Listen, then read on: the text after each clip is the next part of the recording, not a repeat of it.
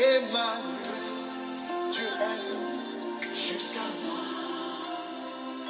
Emmanuel, mon Dieu est venu jusqu'à moi. Du haut des cieux, il est descendu aussi bas. Aussi bas. Du haut des cieux, il est descendu jusqu'à moi. Jusqu'à moi. Quel est cet amour? Jusqu'à moi. Quel est cet Jésus? Quel est cet amour qui te fit venir d'aussi haut? Quel est cet amour qui te fit descendre aussi bas? Quel est cet amour qui te fit venir jusqu'à moi? De toi j'entendis que tu es le Verbe divin. De toi j'entendis que tu es le Verbe créateur. Oh, Verbe incarné, parole de Dieu faite chair. Toi le Fils du Très-Haut, qui va des cieux jusqu'à moi. Jésus, quel est cet amour? Quel est cet amour? Dis-moi, quel est cet amour? Quel est cet amour?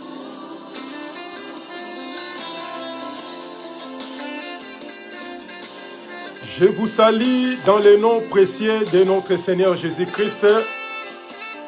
Le Seigneur nous soit favorable puisqu'il est là. Il ne ment jamais. Il nous soutient par sa grâce. Il est là avec nous. Que l'amour, la paix et la miséricorde de Dieu soient notre partage. C'est bien moi, votre bien-aimé, l'évangéliste Jérémie Kiloise depuis Paris. Shalom. Prions. Je bénis ton Saint-Nom, Père des gloires. Nous t'invitons, ô Dieu, tu sois notre prédicateur, notre enseignant. Et aide-nous à obéir à ta parole. Au nom puissant de notre Seigneur Jésus-Christ, nous prions et nous disons Amen. Shalom mes bien-aimés. On est toujours là, les enfants de Dieu et les amoureux de la bonne parole. Que le Seigneur nous bénisse abondamment puisqu'il est toujours là. Il nous soutient par sa grâce. On va continuer notre partage, notre prédication qu'on avait commencé le dimanche dernier. On avait essayé de donner l'introduction puisqu'on est en train de parler sur Pâques des Juifs. On va essayer d'aller tout doucement par la grâce de Dieu pour nous essayer de comprendre comment la Pâque, quand les enfants d'Israël célébraient la Pâque, ils faisaient ça dans quelles conditions et ils faisaient ça comment. Et nous les nations, si on a besoin de célébrer la Pâque, donc on va conformer à la parole de Dieu, puisque la parole de Dieu c'est une lumière pour nous. Et la parole de Dieu nous aide à comprendre comment Dieu a marché avec nos ancêtres et les apôtres pour que nous soyons aussi dans la même lignée, afin que quand le Seigneur va venir, nous tous, on va hériter le ciel. Sans plus tarder, on va prendre notre texte. C'est Exode chapitre 12, le verset 1 et jusqu'au 12e verset. Mais on va aller tout doucement, puisque aujourd'hui, on va essayer un peu d'expliquer un peu, puisqu'on va prendre pas mal de séances. Dans quelques minutes que Dieu nous corde, on va essayer de partager pour faire comprendre au peuple hébreu, au peuple hébreu né selon la parole de Dieu. La Bible dit ceci. Exode chapitre 12, le verset 1 au 12e. L'Éternel dit à Moïse et à Aaron dans le pays de l'Égypte, ces mois ici sera pour vous le premier de ces mois, le premier des mois, et il sera pour vous le premier des mois de l'année. Parlez à toute l'assemblée d'Israël et dites, le 10e jour de ce mois, on prendra un agneau pour chaque famille, un agneau pour chaque maison. Si la maison est trop peu nombreuse, pour un agneau, on le prendra avec son plus proche voisin, selon le nombre de personnes, et vous compterez pour cet agneau d'après ce que chacun peut manger. Ce sera un agneau sans défaut, mâle, âgé d'1 an, et vous pourrez prendre un agneau ou un chevreau. Vous les regardez jusqu'à 14e jour de ce mois. Et toute l'assemblée d'Israël immolera entre les deux soirs. On prendra de son sang et on le mettra sur les deux poteaux et sur les linteaux de la porte de la maison où on les mangera. Cette même nuit, on mangera la chair rôtie au feu. On la mangera avec des pains sans levain et de l'herbe amère. Vous les mangerez point à demi-cuit et bouilli dans l'eau, mais il sera rôti au feu avec la tête, le jambe et l'intérieur. Voici, vous n'en laisserez rien jusqu'au matin, et s'il n'en reste jusqu'à quelque chose le matin, vous le brûlerez au feu. Quand vous le mangerez, vous aurez vos reins sains, vos souliers aux pieds et votre bâton à la main, et vous le mangerez à la hâte. C'est la Pâque de l'Éternel. Cette nuit-là, je passerai dans le pays de l'Égypte et je frapperai tout le premier-né du pays de l'Égypte, depuis les hommes jusqu'aux animaux.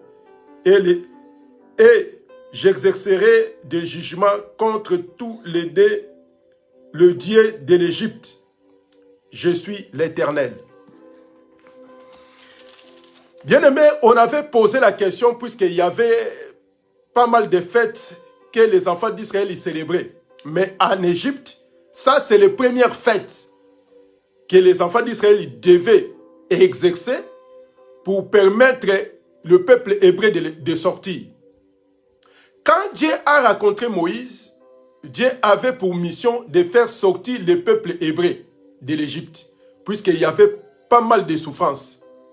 Et Dieu a donné à Moïse le bâton pour permettre, donc, c'est-à-dire le bâton, c'était pour opérer des miracles et des signes en Égypte, pour permettre que Pharaon, quand il voit des signes, quand il va voir des prodiges, il n'a qu'à libérer le peuple hébreu. Mais les choses étonnantes et les choses graves, quoique Pharaon a vu tous les signes que Moïse opérait avec son bâton, Pharaon, il ne voulait pas sortir le peuple hébreu de l'Égypte. Maintenant, Dieu a vu que le bâton ne peut pas sortir le peuple hébreu. Dieu maintenant va changer les bâtons et il va prendre maintenant agneau. Et maintenant, Dieu va laisser les bâtons. Écoutez-moi très bien. Dieu, en laissant les bâtons, il va prendre maintenant l'agneau pour permettre les enfants d'Israël de sortir. Donc, c'est-à-dire, Dieu a joué les deux rôles. Le bâton et l'agneau. Donc, le bâton ne peut jamais sortir le peuple hébreu. Mais les choses qui devaient sortir le peuple hébreu, c'est un animal. Donc, on a compris que l'exercice des bâtons, l'exercice que Moïse utilisait pour opérer des signes, c'était la loi. Or que Dieu, il avait besoin de mettre fin à la loi pour commencer maintenant à exercer la grâce. Puisque sans l'agneau, sans la rédemption, le peuple ne devait pas sortir de l'Égypte. Écoutez-moi très bien. C'est pour cela que quand les gens sont là juste pour célébrer la Pâque, nous posons pas mal de questions pour demander, et ils ont pris ça d'où? S'ils ont pris ça dans la parole de Dieu, il n'a qu'à observer et mettre la parole de Dieu en pratique. Puisque selon les Écritures, personne ne peut prendre la prophétie de l'interpréter particulier. Donc si tu veux interpréter la parole de Dieu, il ne faut pas venir à tes propres pensées de commencer à interpréter la parole. Si tu as besoin d'interpréter la parole, il faut que l'interprétation soit liée par les Écritures, puisque la parole est interprétée par elle-même. Maintenant, quand nous voyons les gens, aujourd'hui même, les gens, ils ont fait des concerts pour la Pâque. Ils ont fait des fêtes pour la Pâque. Et nous posons des questions. Si vous voulez conformer à la loi, écoutez ce que la Bible nous recommande.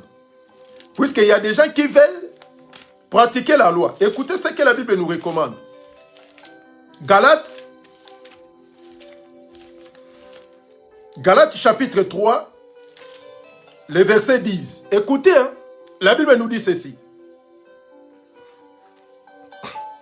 Car tous ceux qui s'attachent aux œuvres de la loi sont sous la malédiction. Car il est écrit, maudit est quiconque n'observe pas tout ce qui est écrit dans le livre de la loi et ne le met pas en pratique. Je recommence. Car tous ceux qui s'attachent aux œuvres de la loi sont sous la malédiction. Car il est écrit, maudit est quiconque n'observe pas tout ce qui est écrit dans le livre de la loi et ne le met pas en pratique. Voyez?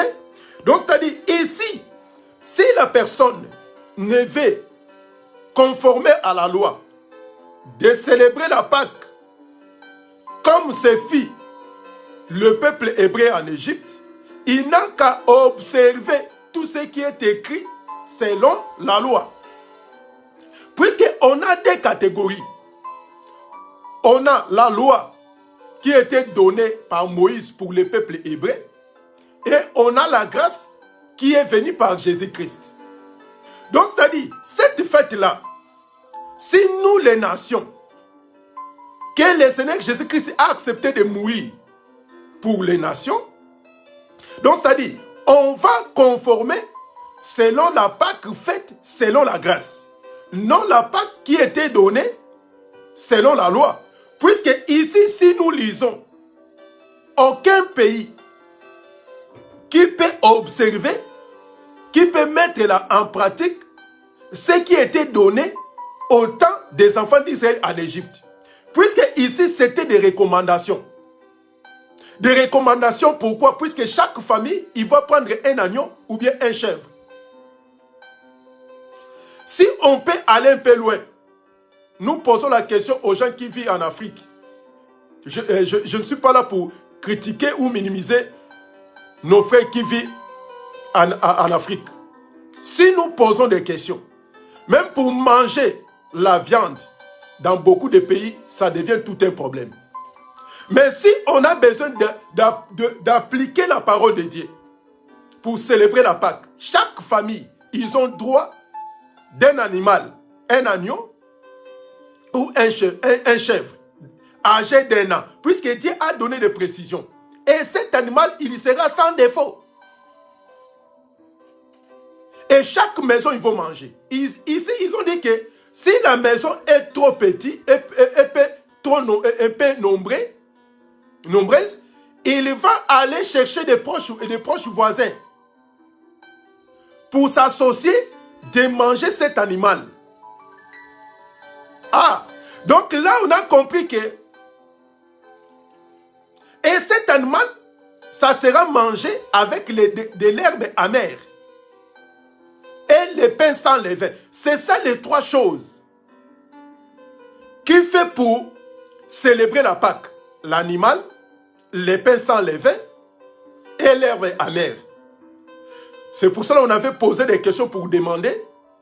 Et si nous voulons faire tout ça selon la loi, puisque les gens, ils veulent appliquer les choses, célébrer la Pâque selon leurs propres pensées. Donc les Écritures la parole de la prophétie ne peut être interprétée particulièrement. Donc, selon toi, puisque nous voyons aussi les gens, ils sautent pour célébrer la Pâque. Mais la Pâque, là, quand Dieu a envoyé Moïse, Moïse, il avait emmené les bâtons, la Vierge. Et cet bâton ne pouvait jamais sortir le peuple hébreu. Et les bâtons, c'était un jugement pour le peuple et pour les Égyptiens. Mais c'était une solution. C'était un soulagement pour le peuple hébreu. Mais il ne pouvait pas donner la solution. Il ne pouvait pas libérer le peuple hébreu. Ah, on a compris que la loi a l'incapacité de sauver l'humanité. Mais c'est par la grâce que la délivrance va venir. Et la Bible dit que vous devez prendre l'agneau.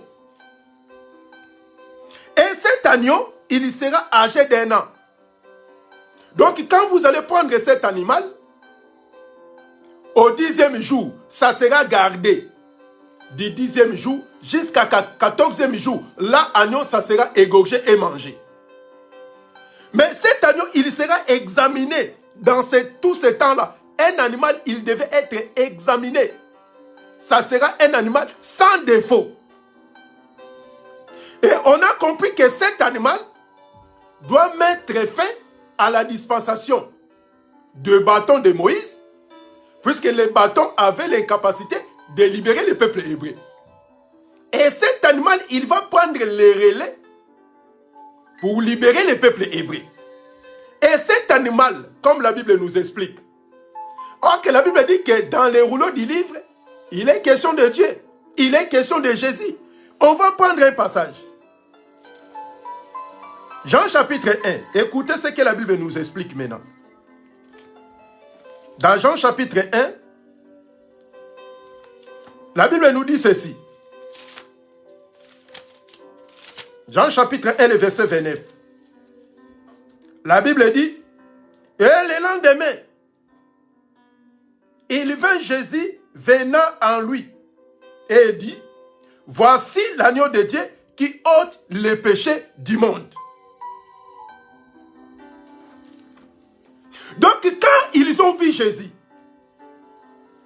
on va expliquer le 10e jour, au 14e jour, cet animal doit être examiné. Ah, là on a compris que cet animal qui devait donner la solution, cet animal, il s'appelle Jésus-Christ. Puisque c'est Jésus qui est l'agneau qui ôte les péchés du monde. Donc, c'est-à-dire, quand Dieu va venir frapper les Égyptiens, donc cet animal-là, égorgé, l'animal, il va remplacer, aurait le peuple hébreu mère, mais cet animal, il va mourir à la place du peuple hébreu. Voyez, comme Jésus, il fit l'agneau, on a compris que selon Ésaïe chapitre 53, le verset 3 à 6, la Bible dit que c'est Jésus-Christ qui est le véritable agneau. Il devait être décapité, il devait être mouru à la place de son peuple. Aurait que la frappe, quand l'exterminateur, quand la mort va venir pour frapper les Égyptiens, mais cet animal va sauver le peuple hébreu.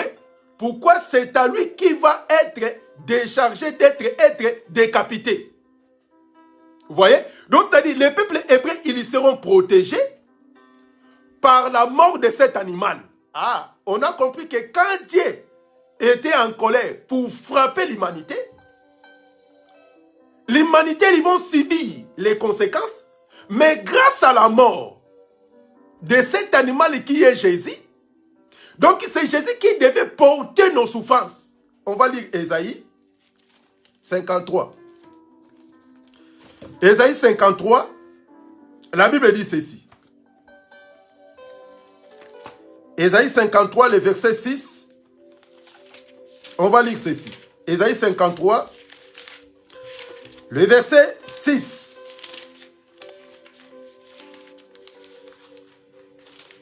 Ésaïe 53, Rapidement, excusez-moi. Ésaïe 53, les versets 6. Bon, on peut commencer dans le verset 3 au verset 6. Ésaïe 53, 3 à 6. Méprisé, abandonné des hommes, l'homme de douleur, habitué à la souffrance, semblable à celui dont on détourne les visages. Nous l'avons dénié, nous n'avons fait de lui aucun cas. Cependant, ce sont nos souffrances qu'il a portées et de nos douleurs qu'il s'est chargé, et nous l'avons considéré comme puni, frappé de Dieu, humilié. Mais il était blessé pour nos péchés, brisé pour nos iniquités. Le châtiment qui nous donne la paix est tombé sur lui. Et c'est par ces meurtres-ci que nous nous sommes guéris. Nous étions tous errants, comme des brebis. Chacun suivait sa propre voie. Et l'Éternel a fait retomber sur lui l'iniquité de nous tous. Vous voyez? Donc, c'est-à-dire, cet animal-là, prédestiné avant la fondation du monde, cet animal-là, c'est le Seigneur Jésus-Christ. Puisque le Seigneur Jésus-Christ, l'animal-là, c'était ombre de la personne de Jésus. Donc, c'est-à-dire, cet animal, il va prendre la souffrance, les châtiments. Quand Dieu vient pour frapper, puisque Dieu, il était venu pour nous frapper, pour nous punir. Donc, cet animal, il devait prendre la place. Il va nous remplacer, afin que cet châtiment va tomber sur lui, puisque c'est lui qui est habitué. C'est lui qui a les facilités de supporter les douleurs. Puisque un homme ne peut jamais supporter les douleurs. Donc c'est pour cela que le Seigneur Jésus-Christ, il devait prendre les douleurs. Il devait prendre nos souffrances. Donc c'est-à-dire cet animal, il sera examiné. Peut-être aujourd'hui on va s'arrêter ici. Donc cet animal-là, il sera examiné. Avant de le manger, il faut examiner cet animal. Puisque un animal, il devait être sans défaut. Puisque s'il a des défauts, on ne pouvait pas le prendre. On ne pouvait pas le tuer.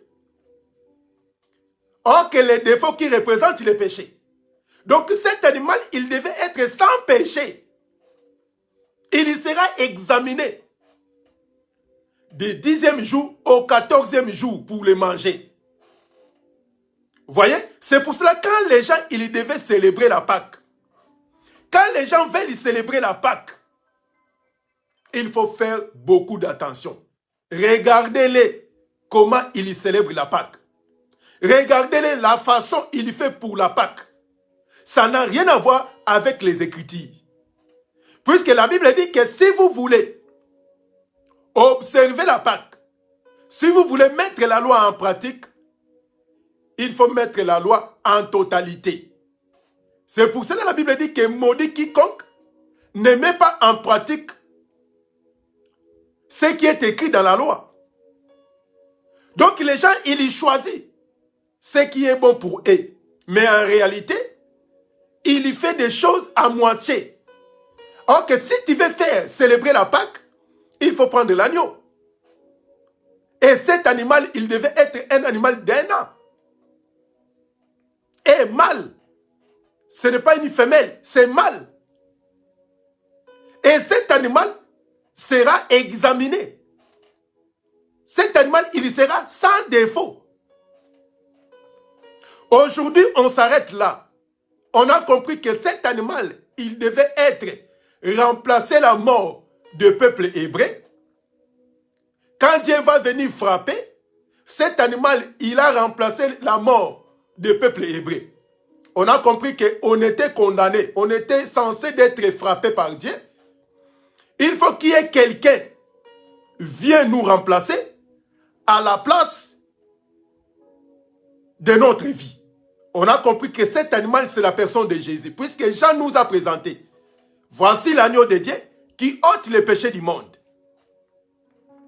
Et on a compris que cet animal, il sera sans défaut. Donc c'est lui qui a les capacités de supporter nos douleurs, les souffrances, qui nous donne la paix, est tombé sur lui. Donc c'est à Jésus-Christ. On a compris que cet animal, c'est le Seigneur Jésus-Christ, puisque c'est lui le véritable agneau. Et on a dit que cet animal, il devait, on va prendre cet animal le 10e jour, le garder jusqu'à 14e jour. Il devait examiner cet animal. Et aujourd'hui, on s'arrête là. Et si Dieu ne vient pas, on va encore revenir pour essayer un peu d'expliquer et pour que cet animal soit examiné.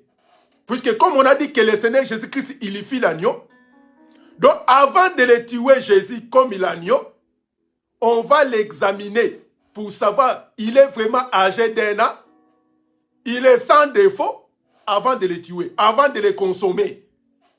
Donc le dimanche, on va revenir pour essayer d'expliquer entre le 10e et le 14e jour pour égorger cet animal. Et n'oubliez pas, cet animal, on va le manger avec le pain sans levain et l'herbe amère. Nous posons la question maintenant. Tous ces gens qui veulent faire fêter la Pâque des Juifs, la façon qu'ils font ça, ils ont l'agneau, ils ont le pain sans levain, ils ont de l'herbe amère. Si ces trois choses-là, excusez-moi, si les trois choses qui fait que la Pâque soit complète n'est pas, pourquoi vous célébrez la Pâque? Et on va encore revenir pour nous expliquer. Maintenant, si c'était la loi et le peuple hébreu faisait comme ça, mais pour nous, au temps de la grâce, comment on va célébrer la Pâque? Ça, c'est un enfant de Dieu, il faut poser des questions. Si c'était dans la loi, on faisait comme ça l'agneau, l'animal, le pain sans levain et l'herbe amère, bâton à la main, le chaussy et la ceinture. Et maintenant, au temps de la grâce, on va célébrer la Pâque comment?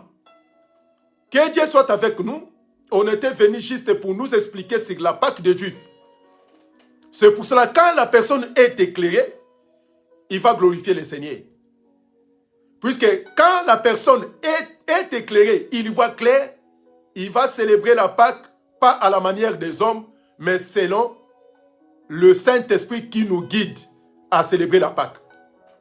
Donc Dieu, quand il a quitté le bâton, il devait maintenant utiliser l'agneau. Puisque c'est la fin de la loi, c'est la fin de la dispensation de la loi, mais maintenant on a besoin de la dispensation de la grâce. Qui est l'agneau? L'agneau est là pour nous donner les éclairages, pour nous permettre de quitter l'Égypte pour aller célébrer, pour servir notre Seigneur. Que la paix, la grâce et la miséricorde de notre Seigneur nous soient favorables. On va encore revenir, mes bien-aimés. Si vous avez des questions, n'hésitez pas de nous écrire dans notre page « Que dit la parole de Dieu ?» On va lire ça et on va venir vous répondre. Par la grâce de Dieu. Que le Seigneur nous bénisse. On va revenir, si Dieu ne vient pas, le dimanche prochain pour continuer notre prédication de ce qui concerne la Pâque des Juifs. Prions. Je bénis ton Saint-Nom, Père des gloires. Que cette parole prenne place et nous marchons selon ta volonté. Si quelqu'un il est possédé, envoûté, poursuivi par des démons, malade, nous te prions, ô Père, là où il se trouve. Même les gens qui vont venir écouter cette prédication en différé, que je sais que tu es toujours là pour accompagner ta parole. La Bible dit qu'ils avaient des souffrances, ils avaient des problèmes, mais tu l'as envoyé que la parole pour aller les libérer. Que cette parole prenne place dans la vie de chacun de nous, dans les noms puissants de notre Seigneur Jésus-Christ, et délivre nos bien-aimés qui sont liés, qui soient délivrés au nom puissant de notre Seigneur Jésus-Christ. Si tu ne viens pas, le dimanche, on va revenir pour partager ta parole. Aide-nous à marcher selon ta parole. Dans le nom de Jésus, nous prions et nous disons Amen. Que le Seigneur soit avec nous. N'oubliez pas, mercredi et vendredi, on a des réunions de prière de 21h à 21h30. Que de bonnes choses soient notre partage. à très bientôt et à dimanche prochain. Que le Seigneur nous bénisse. Au revoir.